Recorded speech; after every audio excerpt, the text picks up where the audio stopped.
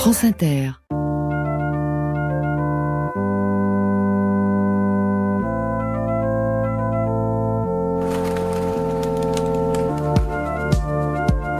L'heure bleue sur France Inter.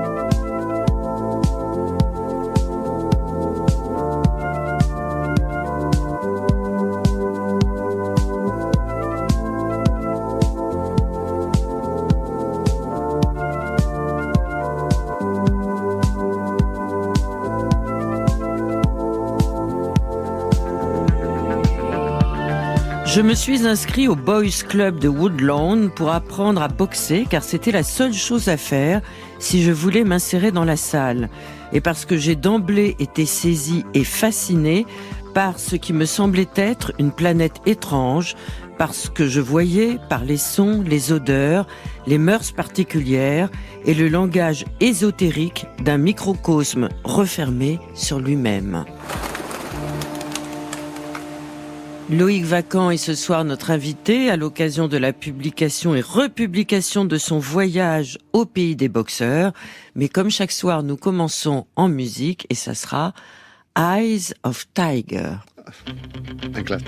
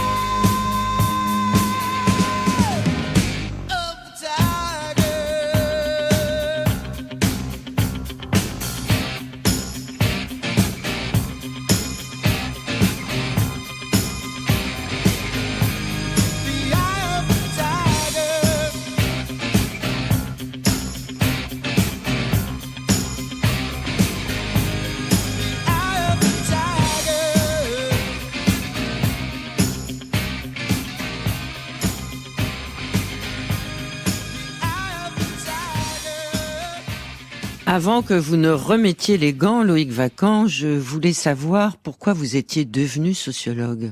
Je pense que je suis devenu sociologue par l'expérience de la mobilité sociale de ma famille, de mes parents. C'est-à-dire L'expérience de changer de milieu. Et de changer de résidence. Je me rappelle quand j'étais petit, nous avons déménagé 5 fois entre ma naissance et le moment où ma famille s'est installée dans un petit village à l'extérieur de Montpellier.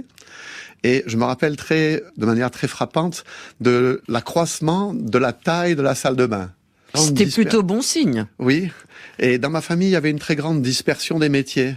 Et donc, quand on faisait des réunions familiales, il y avait des entrechoquements entre des gens qui étaient de milieux différents. Et je pense que ça a aiguisé mon sens et mon intérêt pour les inégalités sociales.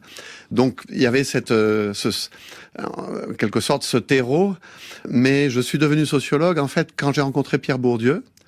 J'avais fait HEC, j'étais élève à HEC, et un soir, un ami d'HEC me dit « Tiens, allons voir cette conférence de Bourdieu à Polytechnique ». Donc nous sommes allés à cette conférence qui s'appelait « Questions de politique ». La conférence était fascinante et j'avais compris qu'un tiers. Mais ensuite, on a réussi à coincer Bourdieu et à aller dans la cafétéria de Polytechnique. Et là, nous avons discuté à bâton rompu pendant 3 heures. Et c'était absolument une illumination. Et en rentrant ce soir-là à 3 heures du matin sur le campus d'HEC, je me suis dit, si c'est ça la sociologie, c'est ce que je veux faire. Et vous avez écrit un livre avec Pierre Bourdieu qui fait date encore aujourd'hui, qui s'intitule « Invitation à la sociologie réflexive ». Je vous propose d'écouter la voix de Pierre Bourdieu qui va parler de son accompagnement de vous. Il va parler de vous. Lors d'un travail de recherche, il va décrire les lieux, il va livrer des souvenirs de ce moment-là.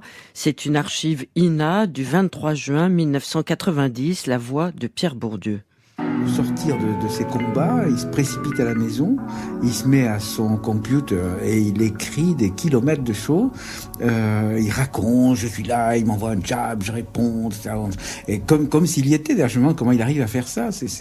Et il m'envoie, je ne sais pas, de l'ordre de 20 pages par semaine.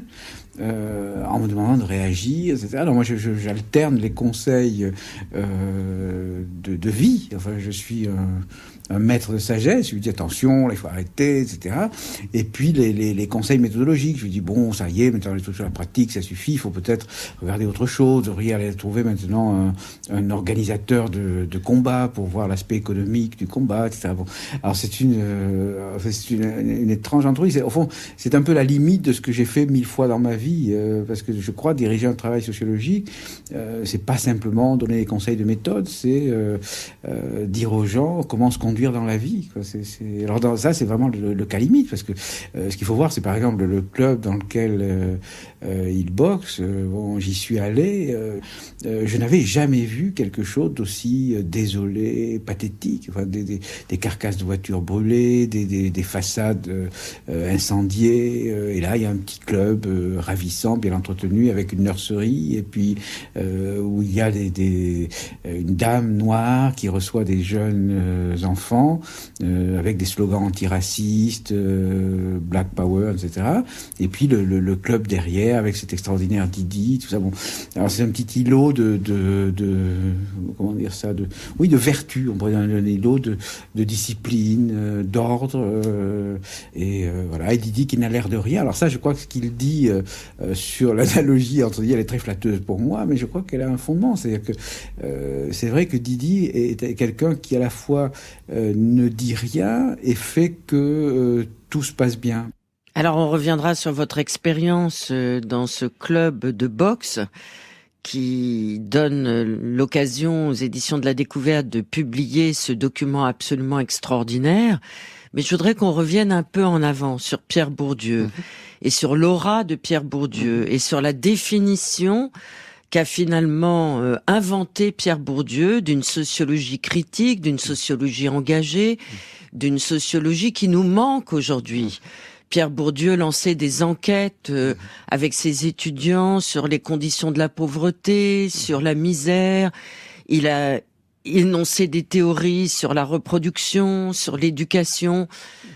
Comment définiriez-vous aujourd'hui la sociologie de Pierre Bourdieu et pourquoi il n'y a plus de sociologue aussi engagé que lui maintenant, début 23? Alors, l'œuvre de Pierre Bourdieu, elle est très très vaste. Il a touché à peu près à tous les sujets.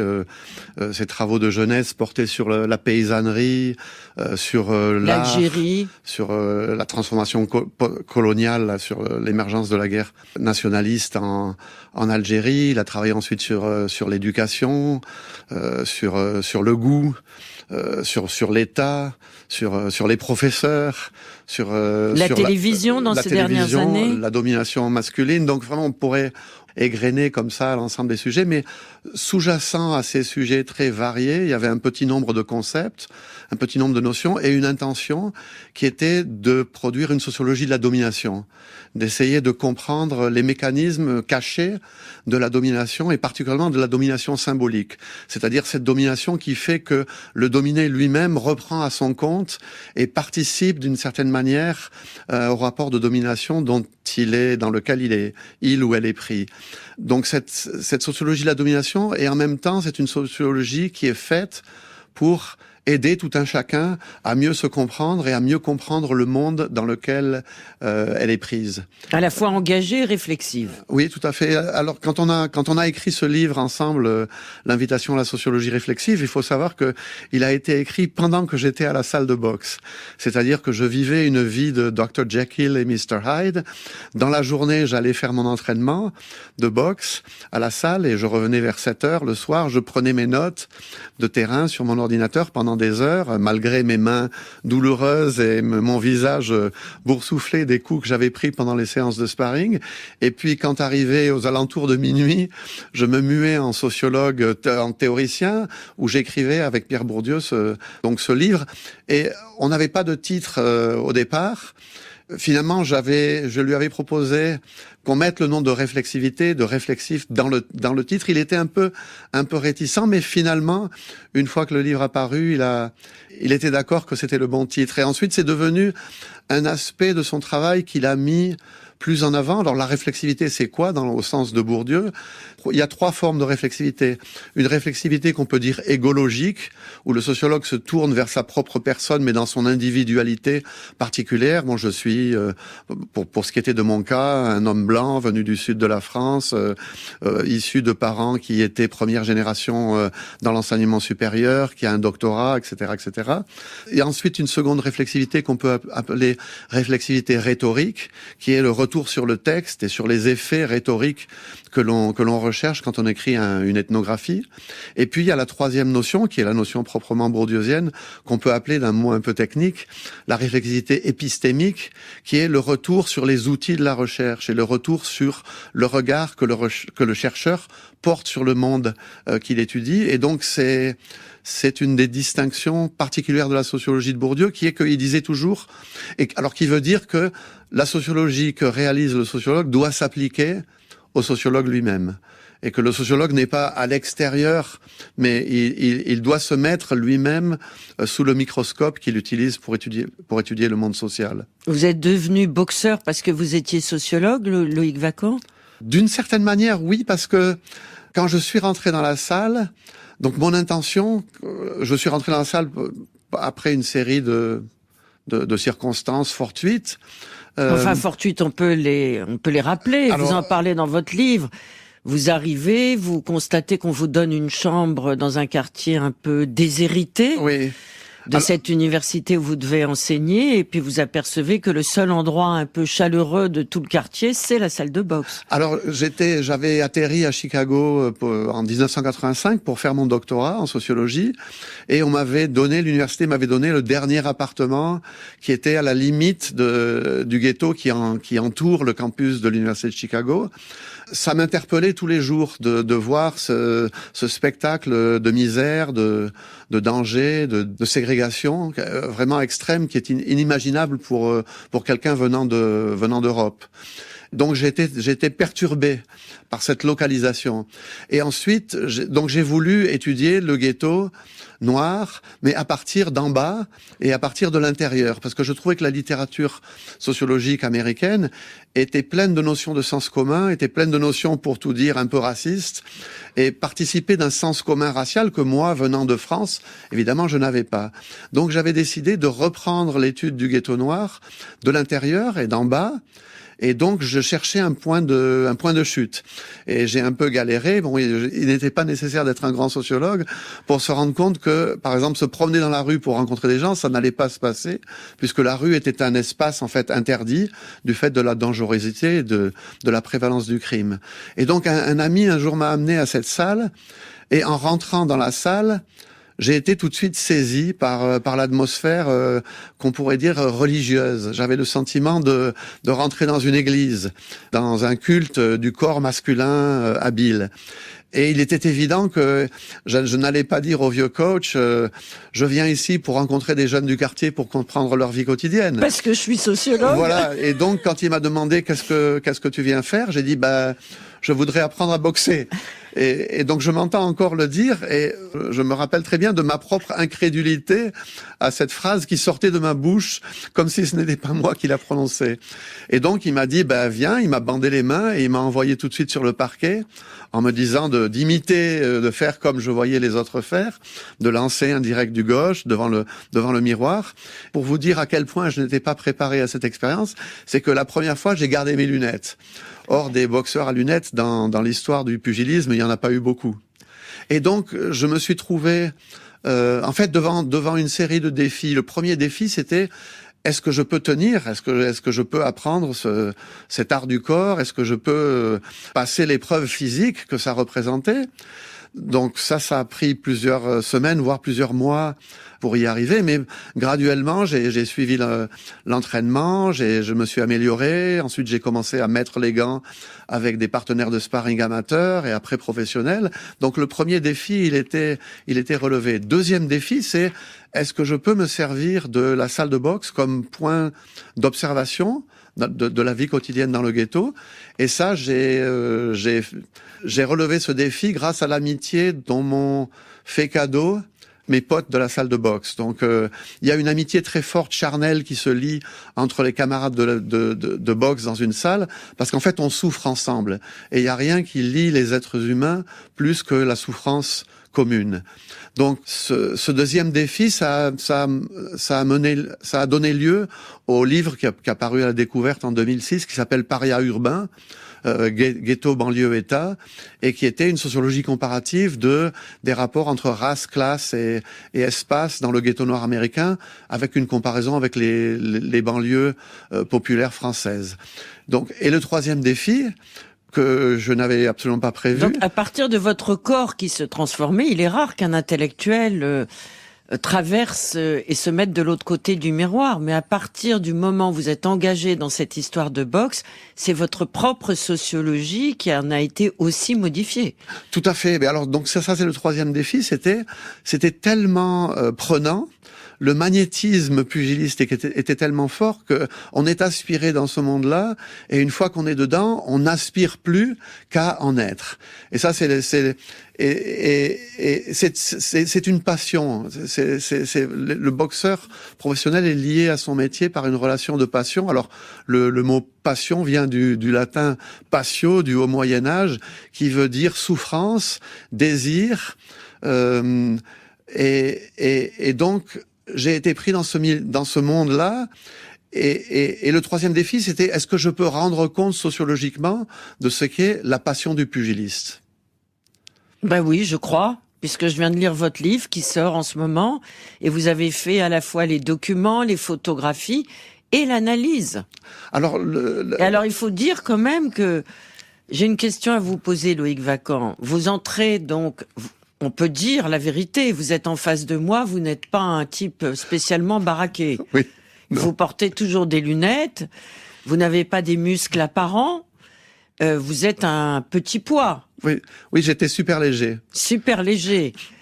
Est-ce que vous auriez imaginé que le jour où vous avez passé la porte de ce club de boxe, 2 ans après, vous alliez faire les compétitions de boxe? Non, si on m'avait dit, tu vas mettre les gants et participer au grand tournoi des Golden Gloves, les gants d'or de Chicago, j'aurais dit, j'ai plus de chances de partir et de marcher sur la Lune que de combattre un jour. Et c'est la preuve du magnétisme très fort qui fait qu'on est attrapé.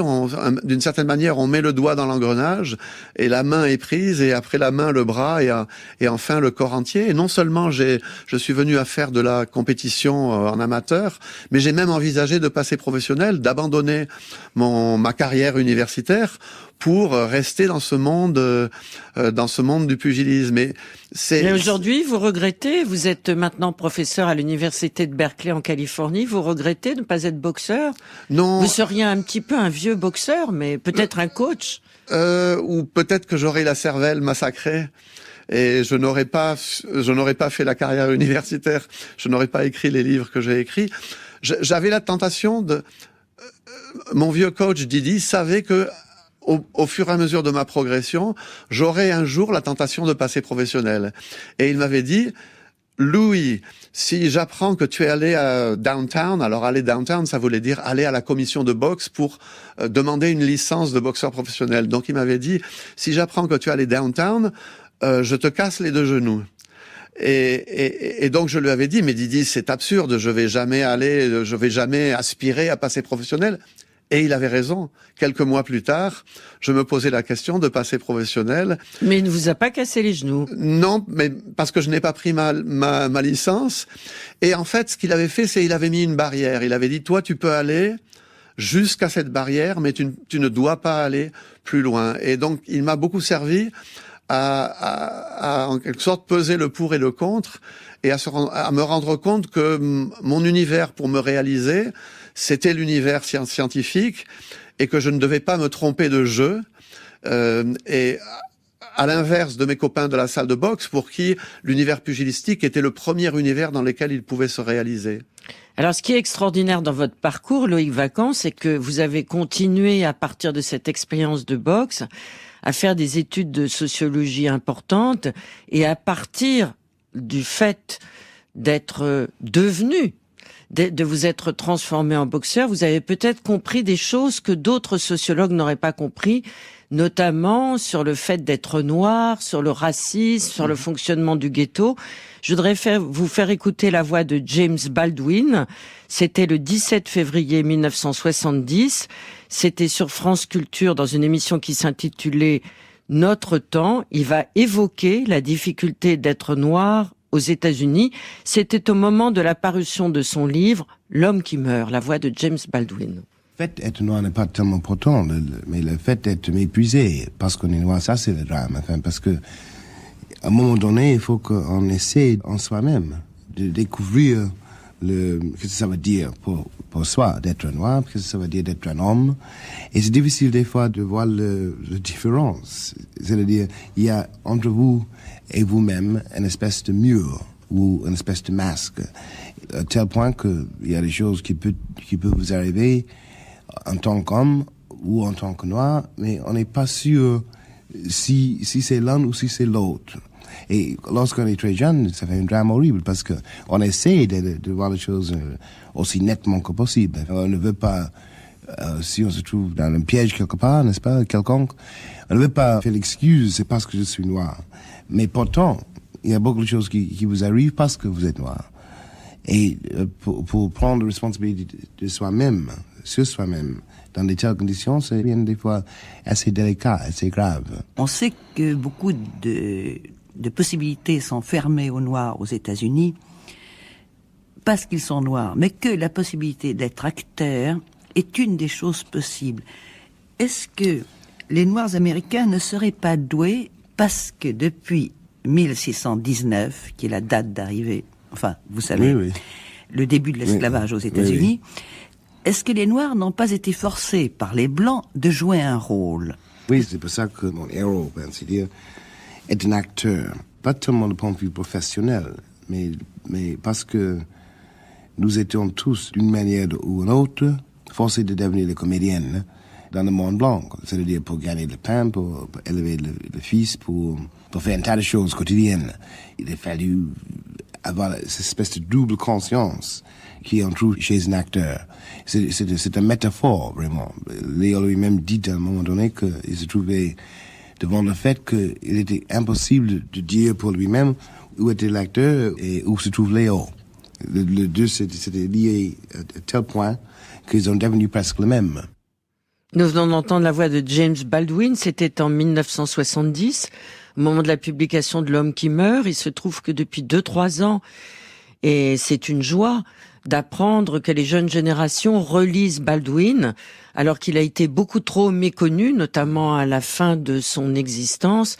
Est-ce que les propos qu'il tient en 70 vous paraissent justes aujourd'hui, en 2023 ? Oui, et on pourrait dire malheureusement, puisque les Noirs américains se trouvent toujours dans une situation, ils sont vus comme inférieurs par la société blanche. Encore maintenant. Ils sont vus comme un problème. Le grand sociologue William Du Bois disait qu'est-ce que ça fait que d'être un problème. Et ils sont toujours vus comme, en quelque sorte, ils n'ont pas pleinement leur place dans l'espace social et l'espace symbolique américain, et ils font au quotidien, dans leur rapport avec les Blancs, l'expérience du déshonneur. Et d'une certaine manière, il faut toujours qu'ils prouvent qu'ils ne sont pas inférieurs, qu'ils ne sont pas déshonorés. Et d'une certaine manière, c'est un rapport qui est assez similaire au rapport colonial. Puisque dans le rapport colonial, le colon est structurellement au-dessus, et les colonisés sont sont l'objet d'un mépris, et il reste ce rapport-là est toujours là aux États-Unis. Malgré Black Lives Matter, malgré des avancées et des révoltes récentes. D'une certaine manière, Black Lives Matter le dit, puisqu'il faut exprimer que les vies noires comptent, alors que vous n'avez pas de mouvement White Lives Matter, puisque ces vies-là, elles comptent par définition.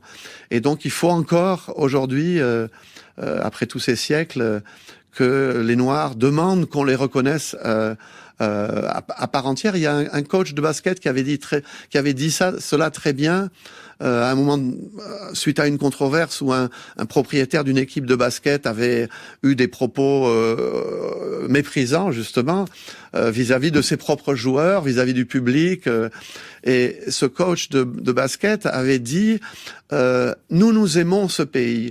Quand est-ce que ce pays nous le rendra ? Les possibilités d'expression et les révoltes grâce à Black Lives Matter ont permis, je crois, d'obtenir certains droits, notamment le désarmement de certains policiers dans l'espace public. Est-ce que vous avez l'impression que la violence reste la même depuis l'accession à la présidence de Joe Biden ? Alors ça, c'est dans le long terme ou même dans le court terme, il y a pas vraiment de changement. La police américaine tue 3 personnes chaque semaine. Le problème, c'est qu'on n'en parle plus dans la presse française. Et peut-être même pas dans la presse américaine. Non, encore moins dans la presse américaine. Malheureusement, les homicides sont une banalité. Les homicides commis par la police aussi.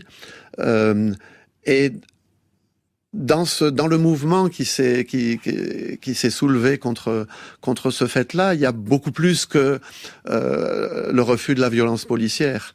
Il y a justement demandé que la dignité des Noirs américains soit pleinement reconnue sans qu'ils aient à la demander. Vous écoutez France Inter, vous écoutez L'heure bleue, vous écoutez le choix musical de Loïc Vacan. Je vais vous demander de le titrer, parce que je crois qu'il s'agit de boxe, avec ce titre Black Superman. C'est de qui ? Je me rappelle pas. Johnny Walklin and the Kinshasa Band. Voilà. C'est mal dit, mais c'est dit.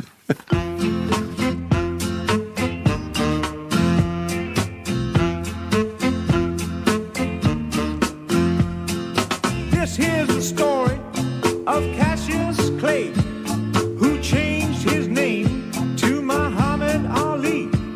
He knows how to talk and he knows how to fight, and all the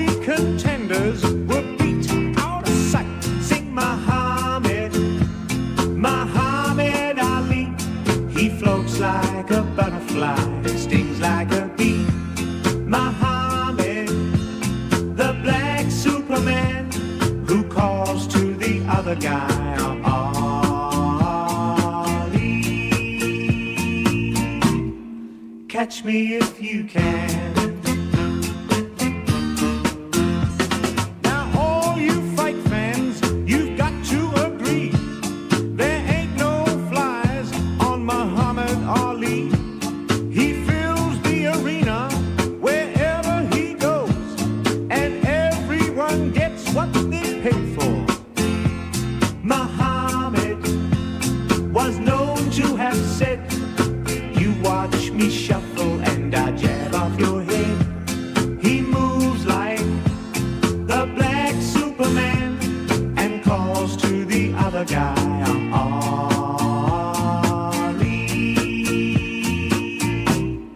Catch me if you can. He says I'm the greatest the world's ever seen, the heavyweight champion who came back again. My face is so pretty you don't see a scar, which proves I'm the king of the ring by far. Sing Muhammad, Muhammad Ali. He floats like a butterfly, stings like a bee. Muhammad, the black Superman, who calls to the other guy, I'm Ali.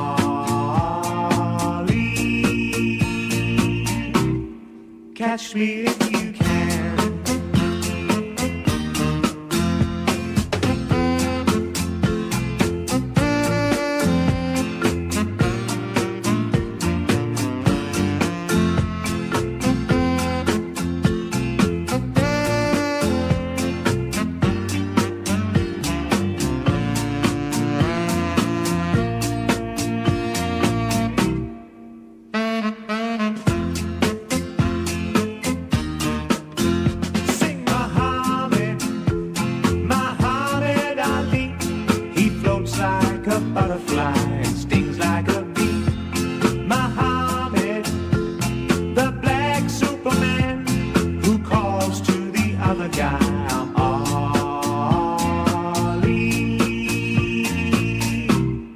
Catch me if you can. I'm Ali.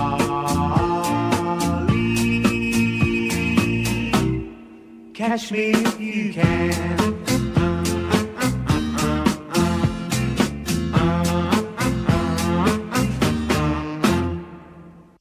Oui, je voudrais dire ceci.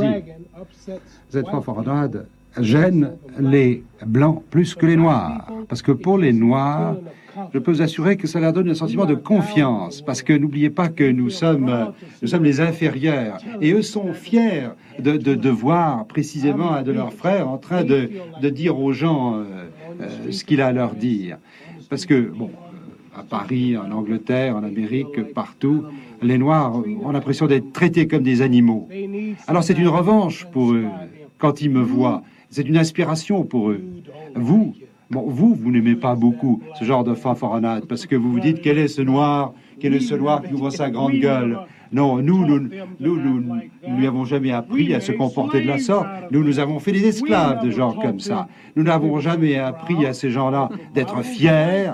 Non, parce que tous les modèles, tous les mannequins sont des femmes blanches, on le sait bien. Et Jésus-Christ, tout le monde est blanc, tout était blanc. Alors quel est ce noir qui subitement se permet d'ouvrir sa grande gueule pour dire qu'il est le plus grand? Alors ça vous gêne.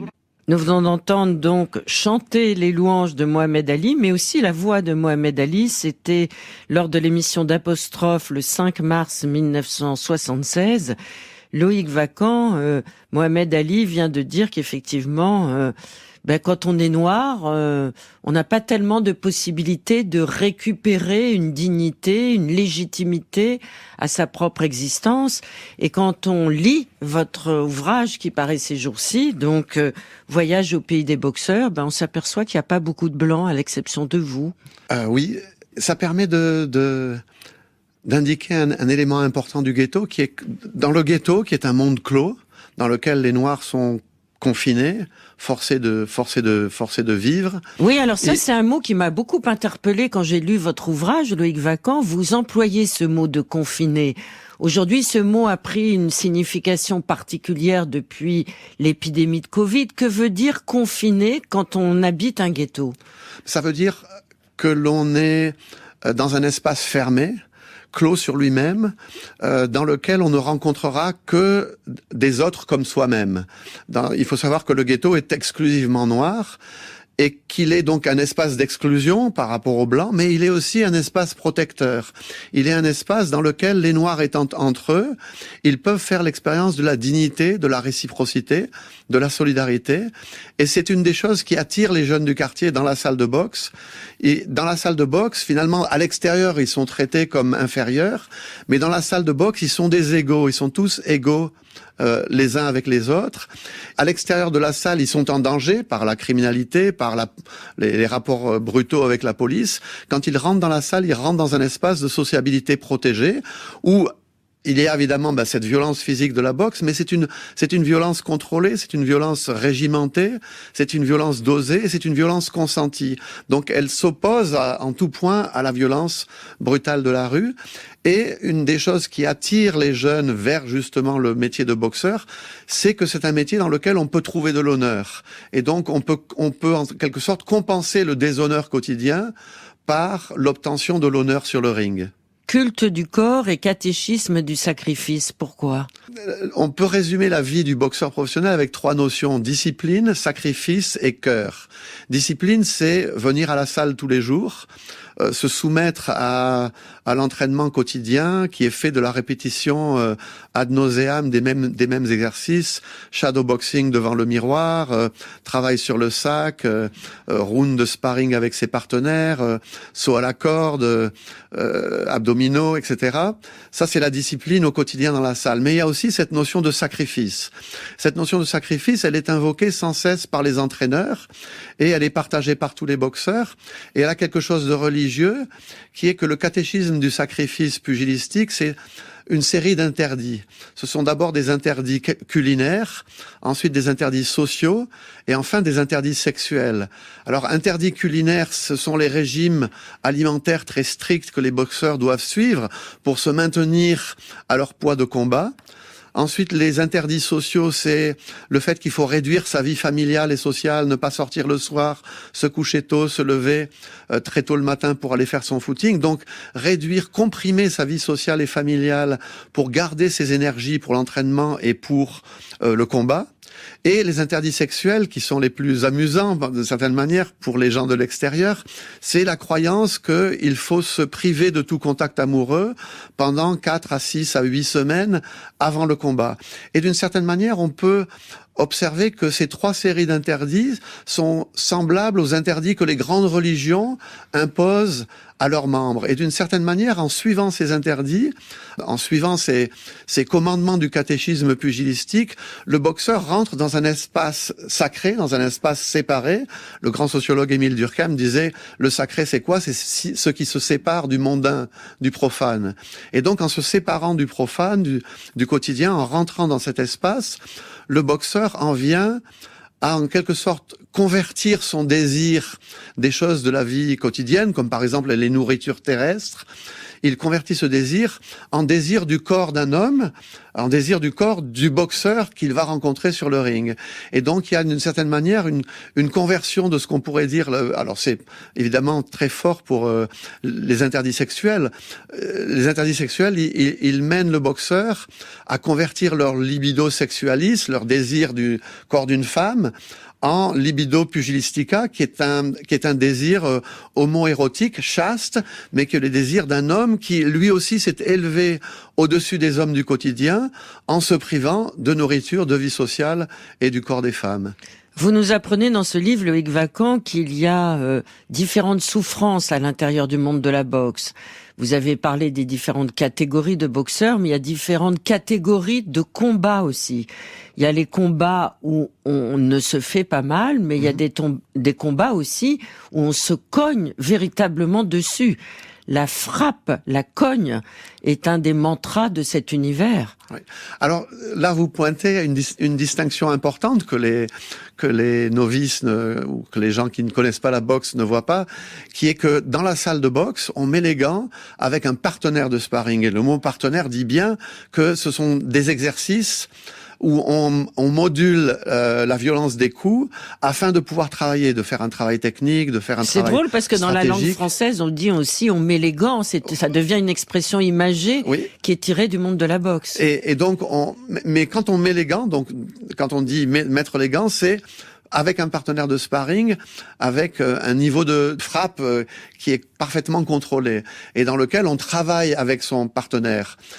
Quand par exemple on le met en difficulté, on fait un pas de côté, on le laisse récupérer. On n'est pas là pour faire mal à son partenaire. Par contre, quand on rentre en compétition, la compétition c'est tout à fait autre chose. Surtout, alors dans la compétition, il faut distinguer la compétition amateur de la compétition professionnelle. Chez les amateurs, en gros, on combat en match de 3 rounds, et le but du jeu est de toucher son adversaire le plus souvent possible. On gagne à la touche. Et dès qu'un des boxeurs est en difficulté ou qu'il y a un corps à corps, l'arbitre dit break. Et donc séparez-vous et reprenez vos assauts. Dans la boxe professionnelle, c'est tout à fait différent. C'est presque, on pourrait dire, un sport différent. Dans la boxe professionnelle, le but du jeu, c'est de faire mal à son adversaire et de mettre fin au combat. On boxe non pas en 3 rounds, mais en 4, 6, 8 ou 10, voire 12 rounds. Donc il faut avoir une endurance beaucoup plus grande. On boxe avec des gants qui sont beaucoup plus petits et on n'a pas la protection du casque d'entraînement de sparring. Et donc, il y a la force des coups est décuplée et donc il y a forcément une souffrance du corps beaucoup plus grande dans la boxe professionnelle. C'est pour ça que le franchissement de la boxe amateur dans la boxe professionnelle est un franchissement dramatique qui marque vraiment une entrée dans une confraternité qui est une confraternité d'honneur, qui relie le plus petit boxeur, le plus médiocre s'il est professionnel, au plus grand boxeur comme Mohamed Ali. Alors nous avons parlé depuis le début de cette émission de plusieurs films ayant trait à la boxe. Il y en a de formidables. On a parlé tout à l'heure de Rocky grâce à cette chanson. On n'a pas parlé de Raging Bull de Martin Scorsese ou de films magnifiques de Clint Eastwood. Je vous propose d'écouter la voix de Frederick Wiseman, éternel cinéaste américain des blessures de l'Amérique, un peu comme vous, Loïc Vacan. Il avait fait un film magnifique qui s'intitulait Boxing Gym. Je vous propose de l'écouter sur la question de la violence ritualisée et de l'aspect chorégraphique de la boxe. C'était en 2010 au Festival de Cannes. Boxer n'est pas seulement un sport, mais une activité qui implique une violence ritualisée. Les gens ne font pas qu'apprendre l'art de la boxe. Dans un gymnase, ils ne sont pas nécessairement là pour se frapper ou tenter de se tuer les uns les autres, mais plutôt savoir comment utiliser cette discipline de boxe ritualisée en tant que sport. Le film Boxing Gym a été tourné au printemps 2007, avant la danse, que j'ai tourné à l'automne de la même année. En 92, j'ai filmé un ballet avec l'American Ballet Theatre, car la danse est un sujet qui m'intéresse beaucoup.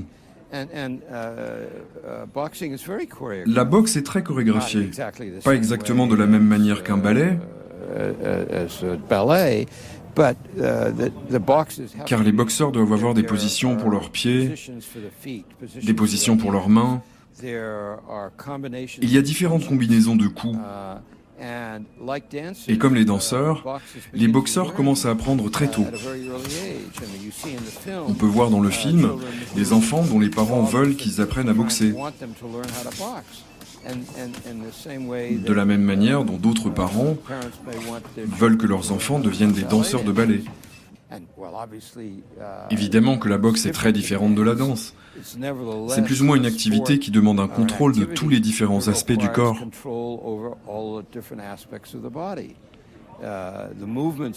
Les mouvements ne sont pas semblables, mais dans un sens abstrait, la discipline est la même.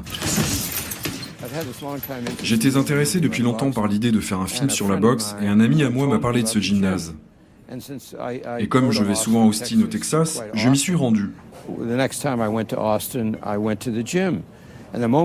Et au moment où je suis rentré dans le club, j'ai su que c'était le bon endroit. À cause de son apparence, avec les posters sur le mur, le plafond craquelé, et l'atmosphère générale créée par les gens qui s'y trouvaient. Son propriétaire, Richard Lord, que l'on aperçoit dans le film, m'a tout de suite donné la permission de filmer, donc je n'ai vu aucun autre club. Et j'ai aimé ça, il y avait un incroyable panel de gens, à la fois ethniques, racial et social. Je me suis donc dit que j'allais le faire. En fait, Frédéric Wiseman a continué finalement l'expérience que vous aviez initiée, Loïc Vaquin, en prenant un seul lieu, une sorte de huis clos, et en essayant de déployer toutes les significations que cela peut avoir pour nous, y compris quand on n'a jamais été voir un match de boxe ou quand on n'a jamais boxé.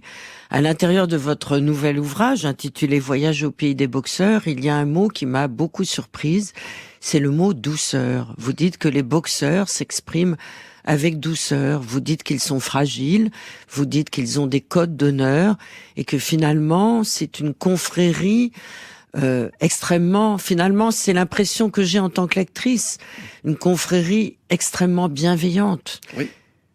Oui, c'est un paradoxe et c'est une observation que beaucoup de coachs ou beaucoup de journalistes ou beaucoup de commentateurs de la boxe ont faite. C'est la douceur des boxeurs qui leur vient du fait qu'ils doivent contrôler leur agressivité, ils doivent la domestiquer, ils doivent la canaliser. Donc j'ai expliqué comment dans le sparring, en fait, on dose très exactement la violence des coups et qui fait que ils apprennent également le code d'honneur qui est que on utilise la force physique et on est notamment sa capacité technique de boxeur uniquement avec d'autres personnes qui ont eux aussi cette maîtrise technique.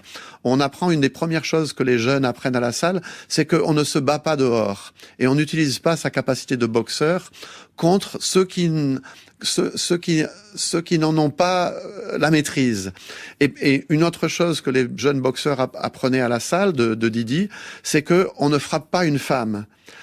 C'est indigne d'un homme et c'est indigne d'un boxeur que de frapper une femme et encore plus de la frapper avec ses poings. Et donc on apprend que on ne doit utiliser cet art du corps qu'avec ceux qui le maîtrisent que dans des conditions contrôlées, c'est-à-dire sur le ring, avec les gants rembourrés, avec les casques de sparring. Et donc, on fait une différence très forte entre se battre et combattre. Et je voudrais revenir sur un point qui est pour aller plus loin.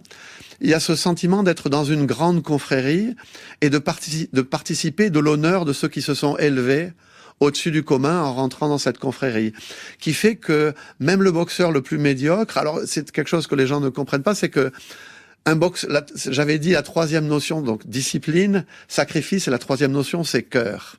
Il faut montrer du cœur sur le ring. C'est le courage spécifique du boxeur, qui fait qu'il ne baisse pas sa garde, il ne met pas le genou à terre, il se bat jusqu'à perdre, mais s'il s'est battu avec cœur, il reçoit l'assentiment, il reçoit la reconnaissance de ses pairs. Et donc, qu'il gagne ou qu'il perde, il a gagné quelque chose, il existe aux yeux des autres boxeurs, et il existe dans un état d'égalité et dans un état de communauté qui fait qu'il y a toujours un gain à monter sur le ring. Et malheureusement, c'est ce qui fait que les boxeurs continuent, trop souvent, les boxeurs professionnels continuent leur carrière après qu'ils aient fait pic, qu'ils soient dans la partie montante de leur carrière. Il y a une partie descendante où très souvent ils combattent beaucoup trop longtemps et ils détruisent leur corps parce qu'ils ne peuvent pas quitter cette confrérie de la cogne qui fait qu'ils existent dans ce sentiment de faire partie d'une communauté. Mais ça n'a pas été votre cas. Merci infiniment Loïc Vaquin. Vous avez su raccrocher les gants à temps, mais j'imagine que vous allez toujours voir des matchs de boxe. Merci de votre invitation. Et merci aussi pour ce livre formidable qui paraît aux éditions de La Découverte, qui s'intitule « Voyage au pays des boxeurs ». Et je dois rajouter aux éditions La Découverte, avec les éditions Dominique Carré, que je dois remercier de m'avoir poursuivi pour faire ce projet, parce que c'est lui qui en avait eu l'idée. Et au départ, je l'avais envoyé bouler, comme on dit, parce que ça ne m'intéressait pas. Et finalement, il a fait pression sur moi, et je ne regrette pas d'avoir mêlé les textes sociologiques à la photographie.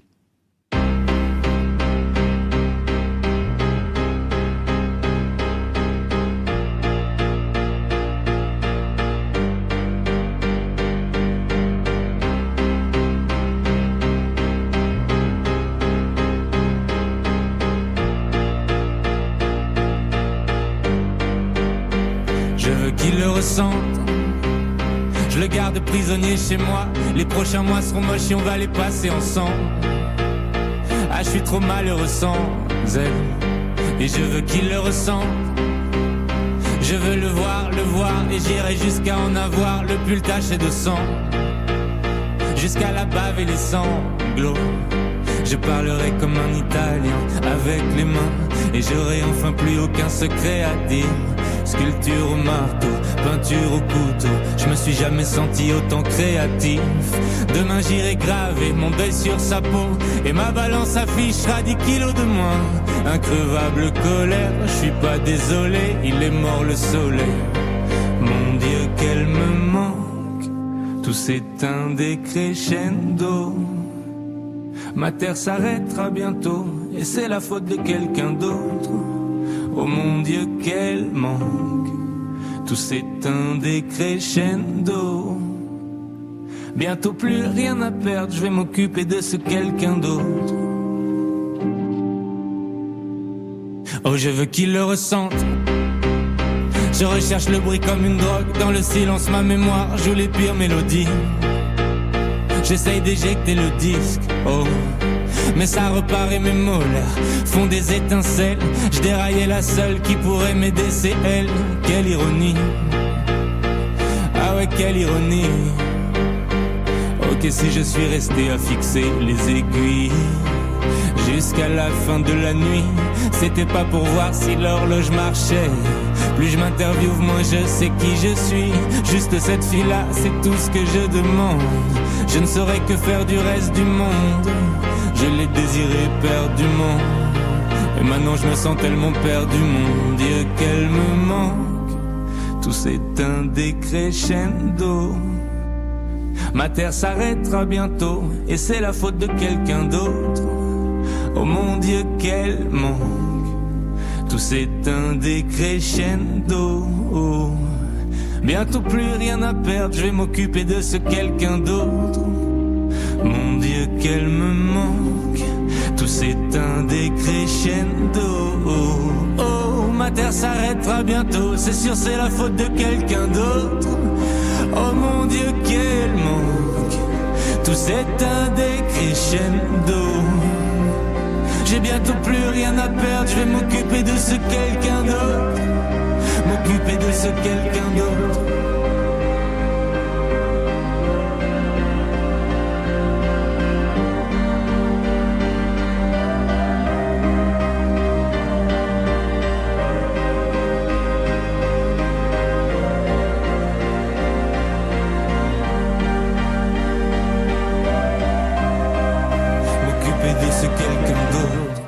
Et c'est avec Decrescendo de L'Homme Pâle que nous allons nous quitter ce soir. Merci encore Loïc Vacan. Merci à Benjamin Troncin qui est à la régie technique ce soir.